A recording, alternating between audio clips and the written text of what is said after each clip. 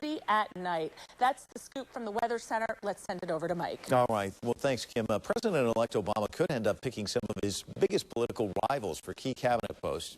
Our next two guests are also out to bridge the gap between adversaries. Kathy Ruth Douquet is an Obama advisor, and former Clinton aide Frank Schaeffer is an author and was a founder of the Christian Right. Their new book is called How Free People Move Mountains, a male Christian conservative and a female Jewish liberal on a quest for common purpose and meaning. Now, let me ask you about fights between the two of you. Did you fight over that title? Because that's the longest title I've ever seen in the history of mankind. The scratch marks are all healed, you know, these. But no, we had some good dialogue back and forth, and the book reflects that. The first half of the book is really an argument about the things that liberals and conservatives disagree over, abortion, all kinds of issues.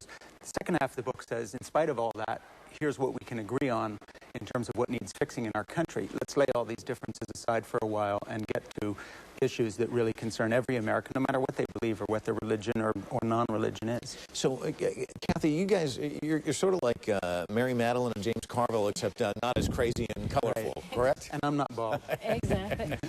A lot like that. And we're saying that that's actually what our country needs to be like, because just like you can't love your marriage but not be crazy about your spouse, you can't be patriotic but hate half the people who live in the country. The affection and the understanding has to be part of the love. Well, I heard one analyst say, somebody who was actually pretty active in one of the political parties, he said that part of what we do is we just stir everybody up, get them all worked up, and yet both sides, really, to be effective, have to govern from the center. And yet this person's crazy over here, this person's crazy over there. How come, why are we there? And why is it we, as a populace, buy into this?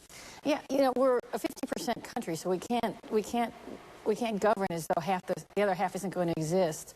But I think Frank and I talked in our last book and in this one about how we've gotten more and more focused on what we want and what we want to buy as a country. And that doesn't help us build bridges and work together to be the kind of country that a self-governing country is. That is, the people who move together, who have to work together to move those mountains. Yeah, I mean, in the book, we talk about the fact that we've moved from being a country that saw itself as idealistic to one where we interpret freedom just as consumerism, the right to choose your next product. You drive an SUV, I drive something else. We can both choose these things. You go to one kind of store, I go to another. We want to own stuff.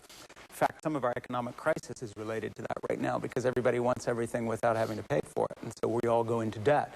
And so really what How Free People Move Mountains is about is two people getting together who would seem to be opposites and are in lots of ways, but basically to outline what the real issues are that should confront all of us: our environment, our economy, military defense. Kathy's husband's a Marine colonel. My son served in the Marines. We come from opposite political spectrum, but we got together writing a book called AWOL about who serves in the military and who doesn't. It got us thinking about the fact, look, you know, if a Jew from an atheistic background and a Christian from a religious right background can get together and both support the Marines in their lives, why can't other Americans get together and support the country in the same way, have an overarching common purpose? So in a weird way, our book actually predates and anticipated Barack Obama's election campaign, because of course this is what he's been talking about, as you said in your introduction. Well, let me touch on that. Is that what this referendum on change is? You just think an enormous frustration, a wave of that across the country where people are just fed up and they want everybody back here to work together and get things done? Yeah, I think the old American dream of doing better, doing financially better, expired, and now it's a bankrupt dream, and people aren't getting fulfilled by it, and they're looking for something more and something better. Barack Obama and John McCain, frankly, both were calling for service to something greater than self.